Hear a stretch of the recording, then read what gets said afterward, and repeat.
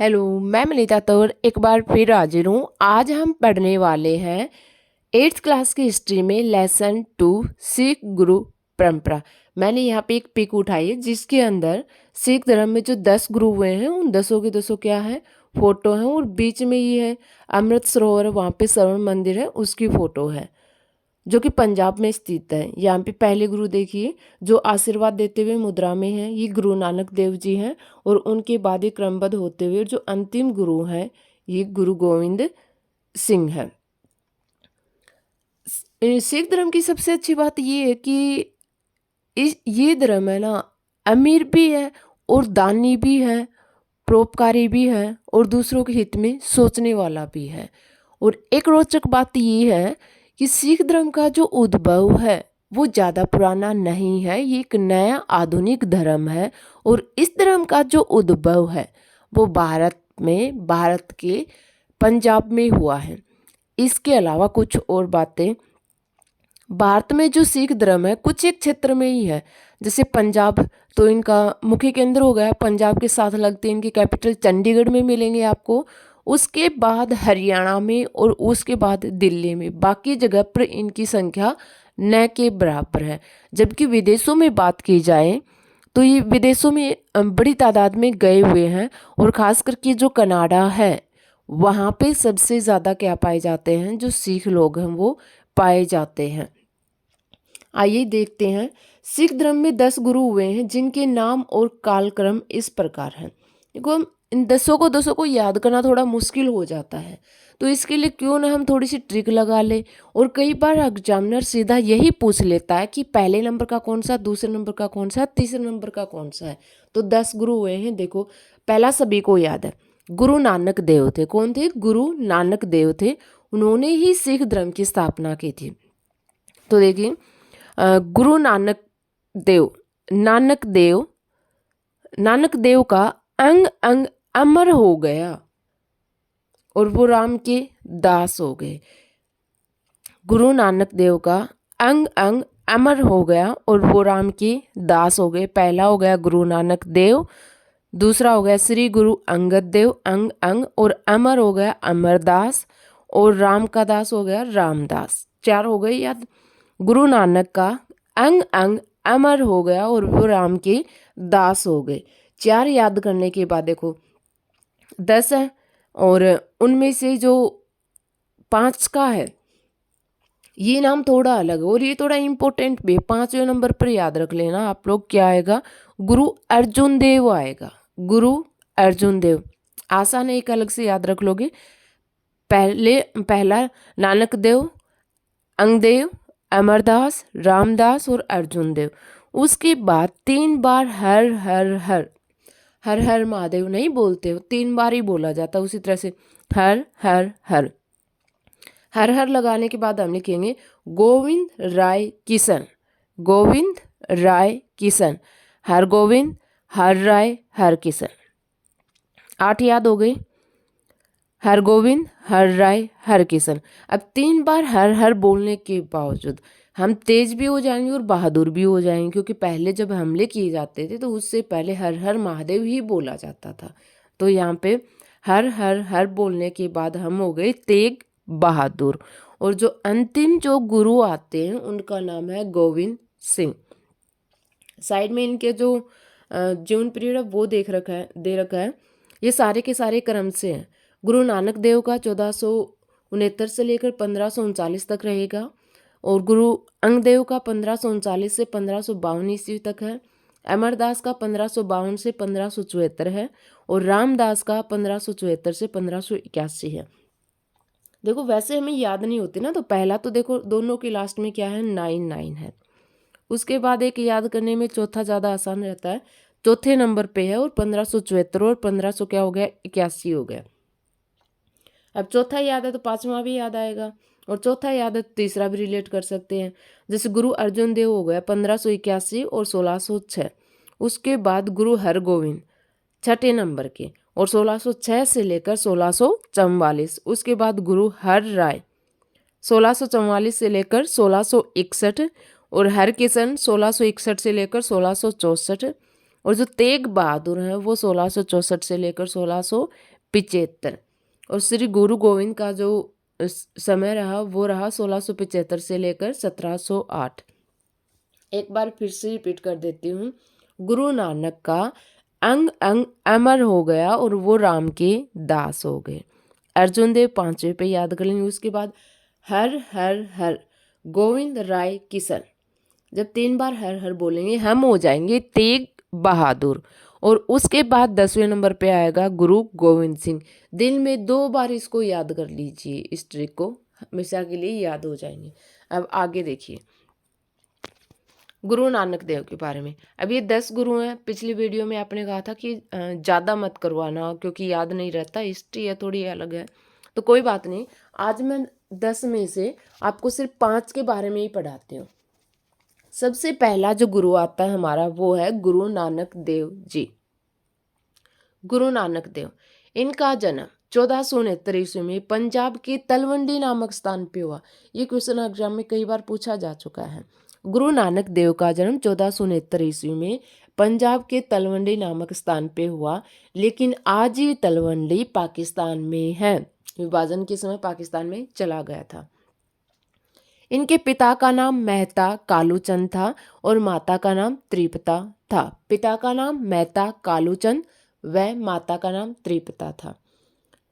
ये गुरु नानक थे और इनकी बहन का नाम नानकी था। नानक नानकी, जो इनसे 5 साल क्या थी, बड़ी थी, और अपने पति जयराम के साथ, उनके पति का नाम क्या था, जयराम था, और वह सुल्तानपुर में रहती थी। गुरु नानक की पत्नी का नाम सुलखनी था। त्रिपता माता हो गई, नानकी बहन हो गई, और पत्नी का नाम सुलखनी था जो बटाला की रहने वाली थी। बहन सुल्तानपुर में रहती थी, पत्नी है वो बटाला की रहने वाली थी। इसके 2 पुत्र थे, श्रीचंद और लक्ष्मी दास। कितने पुत्र थे? 2 पुत्र थे, श्रीचंद और लक्ष्मी दास। बाला और मर्दाना इसके 2 शिष्य थे। 2 बेटे थे, 2 शिष्य थे। बेटों का नाम था श्रीचंद और लक्ष्मी दास और शिष्यों का नाम था बाला और मर्दाना। यहाँ इन्होंने देखो ये कुछ रचनाएं लिखते हैं और वेरी वेरी इंपॉर्टेंट है, एग्जाम में मोस्टली क्वेश्चन आ भी जाता है यहाँ से। और याद करने के लिए देखिए इन्होंने कुछ रचनाएं लिखी। वार मल्हार, वार मांझ, वार आशा, जपूजी, ओंकार, पट्टी और बारामासी। नहीं याद होते, भूल जाते हैं, तो इसके लिए ट्रिक देखिए। पहले हम 3 बार बोलेंगे। 3 बार हमने बोला था हर हर हर, उसी तरह से हम 3 बार बोलेंगे वार वार वार। पहले वार करने से पहले हम मल्हार करेंगे, राग गाएंगे, मल्हार, मांझ और आशा। पहले हम मल्हार गाएंगे, फिर अगले को क्या करेंगे, मांझ देंगे, और फिर हम आशा करेंगे कि सुधर जाए। 3 हो गए, वार वार वार। पहले मल्हार, उसके बाद मांझ, उसके बाद आशा। ठीक है। अब अगला क्या करेगा, ये तो हमने कर दिया अपनी तरफ से, मल्हार गा दिया, मांझ दिया और आशा कर दी कि सुधर जाए अगला। उसके बाद अगला जपेगा। जपेगा 12 मास तक पट्टी बांध के। वो भी क्या जपेगा, ओंकार या ओंकार, ओम नाम को ही बोला जाता है। हमने अपना काम किया, वार वार वार, हमने वार मल्हार किया और वार मांझ दिया और वार आशा कर दी। ठीक है। अब अगला क्या करेगा, जपेगा, जपूजी, ओंकार और पट्टी बांध के 12 महीने तक। आपका जो मन करे वैसे याद कर लेना, लेकिन आसान है, बाई ट्रिक माइंड में बिठाओगे तो। अब 1522 ईस्वी में गुरु नानक देव ने करतारपुर में स्थायी रूप से रहना शुरू कर दिया। उन्होंने एशिया की यात्रा की, मध्य एशिया की इराक ईरान वाले क्षेत्र में, और इनके 2 गुरु थे, 2 शिष्य थे, बाला और मर्दाना। उनमें से मर्दाना इनके साथ जाता। कई बार भूल जाते हैं, याद रखना, जब लंबी यात्रा के लिए जाएंगे ना तो मर्द होता है वही ताकतवर होता है, वही क्या जाएगा, साथ जाएगा। मर्दाना गुरु से 10 साल बड़े थे और रबाब बजाते थे। अब 10 साल बड़े थे तो गुरु नानक देव से पहले ही तो मरेंगे, और उनकी मृत्यु हो जाती है 1534 ईस्वी में। नानक जी ने जबरन मुसलमान बनाने की घटनाओं का वर्णन बाबर वाणी में किया है। देखो बाबर वाणी से तुम्हें ये लगेगा कि मुगलों की रचना होगी, लेकिन लास्ट में वाणी है, याद रखना किसकी है, गुरु नानक की है। इनकी राज अवधि पढ़ चुके हैं हम 1469 से लेकर 1539। एक पॉइंट और है, जब ये 7 साल के थे तो इनको पढ़ने के लिए गोपाल दास की पाठशाला में भेजा गया था, लेकिन इनका पढ़ाई में बिल्कुल भी ध्यान नहीं था और इनका रुझान अध्यात्म की तरफ था। और एक बार इसके पिताजी ने, मेहता कालूचंद ने 20 रुपये देकर इसको व्यापार करने के लिए भेजा था कि जा तू सच्चा सौदा करके आ। और ये उन 20 रुपये से, उस समय 20 रुपये बहुत ज़्यादा हुआ करते थे, 20 रुपये से भूखे साधु संतों को भोजन कराकर आ गए थे और आकर अपने पिता को कहा था कि देखो मैंने सच्चा सौदा यानी कि बहुत ही अच्छा नेक काम या व्यापार किया है, जिससे उसको बहुत ज़्यादा डांट लगी थी। अब आगे पढ़ने वाले हैं हम गुरु अंगद देव। अंगद देव का जो टाइम पीरियड है वो रहता है 1539, यानी कि गद्दी पर बैठते हैं ना। गुरु नानक देव का तो पूरा दे रखा था, जबकि इनके अंदर, बाकी के अंदर है ना, इनका जीवन पीरियड न देकर ये जो गद्दी पर बैठते हैं ना वही शासनकाल वही टाइम पीरियड दे रखा। 1539 से लेकर 1552। 39 उठा लेंगे हम गुरु नानक वाले का, और दूसरे नंबर पे है क्या हो जाएगा, 1552 हो जाएगा। इन्होंने गुरु नानक की वाणी का संकलन किया। देखो गुरु नानक ने तो बाबर वाणी लिखी थी, लेकिन गुरु अंगद देव आते हैं ना, तो जो गुरु नानक देव के जो विचार थे उनको इन्होंने क्या किया, एक इन सभी को संकलन किया। लंगर व्यवस्था शुरू तो किसने की थी, गुरु नानक देव ने की थी, लेकिन उसको अधिक व्यापक और विस्तृत रूप दिया था अंगद देव ने। शुरू नानक देव ने और विस्तृत रूप दिया था अंगद देव ने। और इनके साथ इनकी पत्नी भी क्या थी, सहयोगी थी। गुरु अंगद देव ने खडूर साहिब में एक अखाड़ा भी स्थापित किया। अखाड़ा डैड ऐसे पकड़ लेना इसको। खडूर साहिब में एक अखाड़ा भी स्थापित किया जहां उनके शिष्य व्यायाम करते थे। गोविंदा व्यापारी के कहने पर लाहौर दिल्ली मार्ग पर व्यास नदी के तट पर गोविंदवाल नगर की स्थापना की। देखो गोविंदा व्यापारी ने कहा था, तो जो नगर था उसका नाम भी क्या पड़ गया, गोविंदवाल पड़ गया। और किसने करवाई स्थापना, किसने करवाई थी, अंगद देव ने। जबकि इन्होंने खुद नहीं की, इन्होंने अपना जो शिष्य था उसको कहा था, और उसने क्या किया था, गोविंदवाल नगर की स्थापना की थी। क्यों की थी, क्योंकि है ना लाहौर और दिल्ली मार्ग उस समय व्यापारिक रास्ता हुआ करता था मुख्य। तो उस व्यापारी को लगता था या अगर यहाँ पर नगर बन जाएगा तो ये नगर ही भविष्य में बहुत ही ज़्यादा क्या होगा, विकसित होगा, और व्यापारियों को भी लाभ मिलेगा। देखो गुरु अंगद देव ने सूफियों की जो खानगाह थी उनका प्रभाव कम किया। अब सोच रहे हो कि खानगाह क्या होती है। देखो जैसे जमीन ट्रस्ट पे देते हैं, उसी तरह से उस समय के जो राजा थे उन्होंने अपनी जमीन जो सूफी संत थे, मुस्लिम लोग थे, धार्मिक गुरु थे, उनको दे रखा था। और खानगाह में हर 24 घंटे लंगर चलता रहता था। लंगर तो खैर वो नहीं बोलते थे, यानी कि खाना पीना उनको क्या होता था, फ्री में होता था, और वहीं पे रहने की सुविधा देते थे। और उस समय भारत में गरीबी भूखमरी बहुत ज़्यादा थी, और ये लोगों को लालच देते थे, अगर आप मुस्लिम धर्म में आ जाओगे तो आप लोगों को खाना पीना रहना क्या हो जाएगा, सब कुछ फ्री हो जाएगा, जबकि बाकी धर्म के लोगों को टैक्स देना पड़ता था। तो गुरु अंगद देव ने क्या किया, जो लंगर व्यवस्था थी उसको अधिक विस्तृत रूप दे दिया, जिससे लोगों ने मुस्लिम धर्म की तरफ जाना क्या कर दिया था, बंद कर दिया था। अंगद देव के विश्वसनीय शिष्य अमरदास ने ही गोविंदवाल नगर की क्या की थी, स्थापना की थी। किसके कहने पर, अंगद देव के। देखो भाई नगर बना लो, ये तो कहा था गोविंदा ने। किसने कहा था, गोविंदा व्यापारी ने कहा था। किसको कहा था, अंगद देव को कहा था।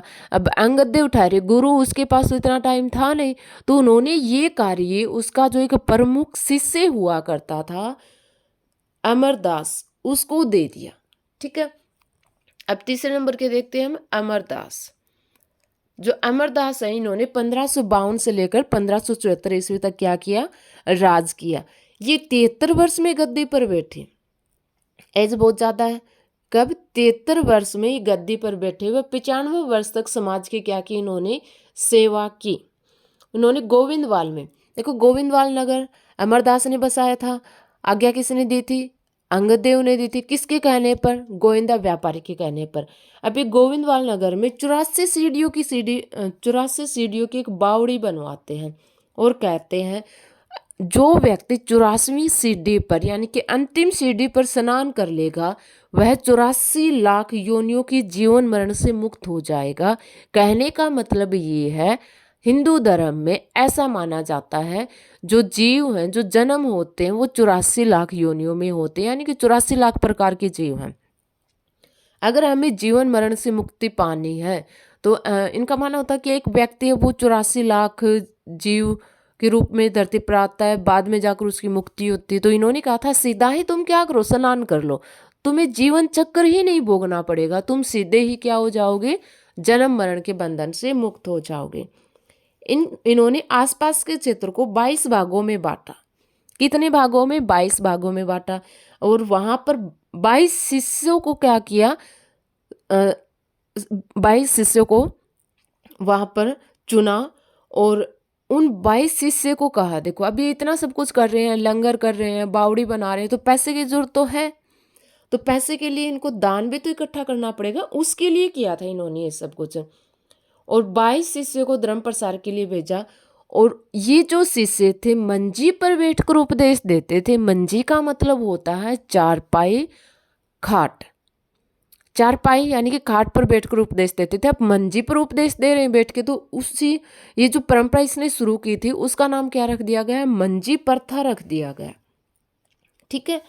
इन्होंने बुर्का में पर्दा प्रथा का विरोध किया है। ये जो पंजाबी धर्म है, सिख धर्म है, इनकी सबसे अच्छी विशेषता है कि बुर्का और जो पर्दा प्रथा ये बिल्कुल नहीं करती है, महिलाओं को और पुरुषों को बराबरी का ये अधिकार देते हैं। इन्होंने एक नारा दिया, पहले पंगत फिर संगत। लंगर शुरू किया नानक देव ने, सुदृढ़ रूप दिया अंगद देव ने। और अब ये अलग से नारा देते कि पहले पंगत फिर संगत।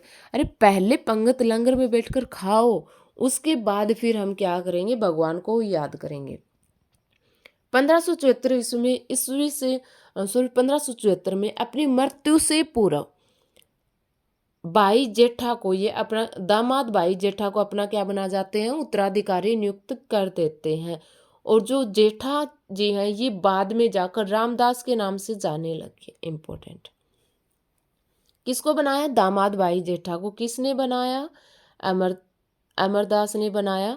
और बाद में जब ये गुरु बन गए तो इनका नाम क्या पड़ गया? रामदास के नाम से ये जाने गए। अब आगे देखिए, गुरु रामदास। गुरु रामदास 1574 से लेकर 1581 तक इन्होंने सिख धर्म की बागडोर संभाली। 1574 चौथे नंबर के हैं, 74 हो गया, और 1581 तक गुरु रामदास ने संतोखसर और अमृतसर नामक 2 सरोवरों की खुदाई करवाई। इम्पोर्टेंट, जो अमृतसर जो सरोवर है जो आज विश्व भर में प्रसिद्ध है, उसकी जो खुदाई है वो किसने करवाई थी? रामदास ने करवाई थी। संतोखसर और अमृतसर नामक 2 सरोवरों की खुदाई। गुरु रामदास को नगर बसाने के लिए धन की आवश्यकता थी, अतः उन्होंने अपने शिष्य को धन एकत्रित करने के लिए भेजा, जो क्या कहलाए? मसंद कहलाए।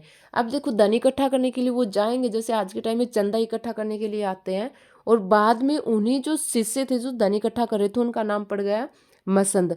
और जो चारपाई पर बैठकर, मंजी पर बैठकर उपदेश दे रहे थे उनका नाम क्या पड़ गया था? मंजी प्रथा पड़ गया था। देखो, अमरदास की बेटी बानी को, अमरदास कौन हो गए? इसके गुरु। अमरदास की बेटी बानी को कुछ भूमि अकबर ने दान में दी थी। ठीक है। और अमरदास के आज्ञा अनुसार तालाबों की खुदाई करवाई। अब भूमि किसको मिली थी? अमरदास की बेटी को। और अमर हो गए भाई दोनों, क्योंकि तालाब जो सरोवर था वो इतना अच्छा बना कि दर्शनीय है। अमरदास की बेटी बानी को कुछ भूमि अकबर ने दान में दी थी, और अमरदास की आज्ञा अनुसार इन्होंने वहां पर तालाब की क्या करवाई? खुदाई करवाई। रामदास ने अपने छोटे बेटे, अब देखो ये रामदास है, अपने छोटे बेटे अर्जुन देव को गद्दी सौंप देते हैं, और यहीं से गद्दी क्या बन जाती है? पैतृक हो जाती है। अब हम पढ़ चुके नानक देव और अंगद देव, अमरदास और रामदास। ठीक है। अब हम आगे पढ़ने वाले हैं अर्जुन देव। 5वें नंबर के गुरु अर्जुन देव बहुत ही ज़्यादा इम्पोर्टेंट है। गुरु अर्जुन देव का जो टाइम पीरियड है वो 1581 से 1606 तक रहा। 1581 से 1606 तक रहता है। गुरु अर्जुन देव ने 1600 ईस्वी तक हरमंदिर साहिब के निर्माण का कार्य क्या करवाया, पूरा किया। जो हरमंदिर है उसके निर्माण का कार्य किसने पूरा करवाया था, गुरु अर्जुन देव ने। 1590 ईस्वी में रावी और व्यास नदियों के बीच में तरन तारण नाम का एक नगर बसाया, वह एक सरोवर का निर्माण करवाया और कहा इसमें जो स्नान करेगा वह भव सागर से क्या हो जाएगा, तर जाएगा। देखो अर्जुन देव क्या करवाता है, रावी और व्यास दोनों पंजाब में नदियां बहती हैं, उन नदियों के बीच में तरन तारण नाम का एक नगर बसाता है और उसमें एक सरोवर का निर्माण करवाता है और ऐसे कहता है जो भी व्यक्ति तरन तारण सरोवर में क्या करेगा, स्नान करेगा, वो भवसागर से क्या हो जाएगा, मुक्त हो जाएगा। भवसागर का मतलब है यानी कि दुनियादारी से मुक्त हो जाएगा और सीधा भगवान के पास पहुंच जाएगा, भगवान के चरणों में। इतना ही नहीं, गुरु अर्जुन देव ने कुष्ठ रोगियों के लिए तरन तारण में अलग बस्ती बनाई। देखो ये तरन तारण इसने सिर्फ है ना ऐसे नहीं कि भवसागर से पार उतारने के लिए बनाए, जबकि जो कुष्ठ रोग होता है, कुष्ठ रोगियों से बहुत ही ज़्यादा घृणा करते हैं लोग, क्योंकि एक छूत वाला रोग होता है और जिसको कोई छूना भी पसंद नहीं करता, रोगियों को अलग से ही रखा जाता है। जबकि ये गुरु जो अर्जुन देव है वो उन रोगियों के लिए अलग से बस्ती बनाते हैं और उनका खाना पीना दवाई वगैरह सब कुछ क्या करते हैं, फ्री में देते हैं। अब देखो गुरु अर्जुन देव ने आदि ग्रंथ का संकलन किया। आदि ग्रंथ का संकलन किसने किया, गुरु अर्जुन देव ने। अब आदि ग्रंथ के अंदर कबीरदास के, रविदास के और फरीद के, गुरु नानक के और जितने इनके गुरु हैं उन सभी के जो विचार हैं, उनकी जो वाणियां हैं, साक्ष्य हैं, उन सभी का क्या है, संकलन है। आदि ग्रंथ का संकलन किसने किया, गुरु अर्जुन देव ने। और इन सिख धर्म के जो पहले हुए उनके गुरुओं का और कबीर, रविदास और फरीद का क्या है, वाणियों का संकलन है। जहांगीर का बेटा था खुसरो मिर्जा, गुरु अर्जुन देव से मिला। अभी खुसरो मिर्जा है ये कट्टर नहीं था और ये मिलने के लिए किसके पास आता है, ये मिलने के लिए अर्जुन देव के पास आता है। अब अर्जुन देव से मिलेगा, मुसलमान तो उस टाइम पे बहुत कट्टर थे और वो अर्जुन देव के ऊपर क्या लगाते हैं, आरोप लगाते हैं और उन्हें मृत्युदंड दे देते हैं। 1606 ईस्वी में गुरुजी क्या हो गए, शहीद हो गए। 1606 ईस्वी में गुरुजी शहीद हो गए। अब देखो अलग से गुरु अर्जुन देव, पहले किसी ने किसी को मृत्युदंड नहीं दिया, ठीक है। उससे पहले कोई पैतृक भी नहीं चलता आ रहा था, ये पैतृक हो गए। और इससे पहले मुसलमानों का और इनका वैसे तो ये शुरुआत से विरोधी है, लेकिन आमना सामना नहीं हुआ था। यहाँ पे क्या हो रहा है, आमना सामना हो रहा है। देखो आय में 10% दान देने की जो प्रथा है, जिसको दसोंद कहा जाता है, यानी कि आप जितने रुपए कमाते हो, जैसे आपने 100 रुपये कमाए तो उसमें से 10% हिस्सा आपको दान देना ही देना चाहिए। ये किनका मानना है, सिख जो लोग हैं उनका मानना है। तभी तो जो सिख जो गुरुद्वारे हैं वहाँ पे एग्जाम वगैरह देते, तब आप लोगों ने देखा होगा खाना पीना क्या होता है, बिल्कुल फ्री होता है, क्योंकि ये लोग छुट्टी के तो पैसे कमाते हैं मेहनत करके और छुट्टी का क्या करते हैं, दान देते हैं। और आज भी हिंदू धर्म में भी ये परंपरा है कि कई परिवार आज भी क्या करते हैं, 10% हिस्सा आय का निकालते ही निकालते हैं। दसों जो प्रथा थी वो किसने शुरू करवाई, अर्जुन देव ने। क्या प्रथा थी इसमें, 10% क्या दिया जाता था, दान दिया जाता था। अब देखो खुसरो था वो, खुसरो मिर्जा हमने पढ़ा था, ऐसे तो कोई भी मिलने आ सकता है, लेकिन अर्जुन देव को मृत्यु दंड क्यों मिला, क्योंकि जो खुसरो मिर्जा था ना वो जहांगीर से, उस समय का जो राजा हुआ करता था, उससे विद्रोह करके आया था और वो आकर अर्जुन से मिला तरन तारण जो जगह थी रावी और व्यास नदी के बीच में, वहां पर आकर उनसे मिला। ये खबर लग जाती है जहांगीर को और जहांगीर को लगता है कि इन्होंने ही शायद मेरे बेटे को उकसाया होगा और तब जहांगीर विशाल सेना लेकर उसके पीछे पीछे पहुंचता है और खुसरो मिर्जा को लाहौर में पकड़ लेता है। अब देखो जहांगीर ये मुकुल मोस्टली ही कट्टर थे। अब वो क्या करता है, अपने खुद के बेटे को ही अंधा करवा देता है और अंधा करवा के उसे मार डालता है, वही गुरुजी के ऊपर भारी जुर्माना लगाता है पहले तो, और जुर्माना लगाकर उनको भी शारीरिक यातनाएं देकर मार देता है। देखो मारने में भी फर्क होता है, एक किसी को मृत्युदंड दे दिया, सीधी फांसी तोड़ दी, ठीक है कोई बात नहीं, हो गया भाई, जो भी था इनको रूल रेगुलेशन। लेकिन यहाँ पर तड़फा तड़फा के मारना, अंधा करके मारना, हाथ पैर तोड़ के मारना, भूख प्यास से मारना, ये जो काम होते हैं ना, राक्षस होते हैं ना, उन जैसी सोच रखने वाले लोगों के होते हैं। और जो मुगल थे वो ऐसे ही कट्टर थे, जब उन्होंने अपने बेटे को नहीं बख्शे तो गुरुजी तो क्या चीज़ थे भाई। ये हो गई। इसके बाद एक और इम्पोर्टेंट पॉइंट बताती हूँ। देखो ये एक बार केवीएस के एग्जाम में यहाँ से क्वेश्चन पूछा गया था।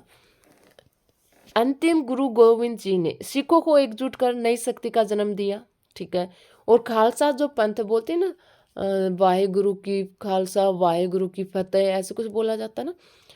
खालसा पंथ की नींव रखी, सिख सैनिकों को सैनिक वेश में दीक्षित किया, प्रत्येक स्थिति में यदा तैयार रहने के लिए।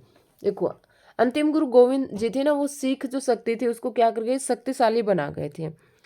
अब कभी भी तैयार रह सकते हो, ऐसे तो है नहीं कोई अलग से ट्रेनिंग करेंगे भाई ये तुम्हारी यूनिफॉर्म है, क्योंकि उस टाइम पे तो सिख धर्म जो था भाई, ये नहीं है कि आर्मी बनाने के लिए उनको परमिशन मिली होगी या फिर ऐसे ड्रेस वगैरह रेडी करवाने में बहुत ज़्यादा खर्चा होता, तो इन्होंने अपने कुछ अलग से रूल बनाए।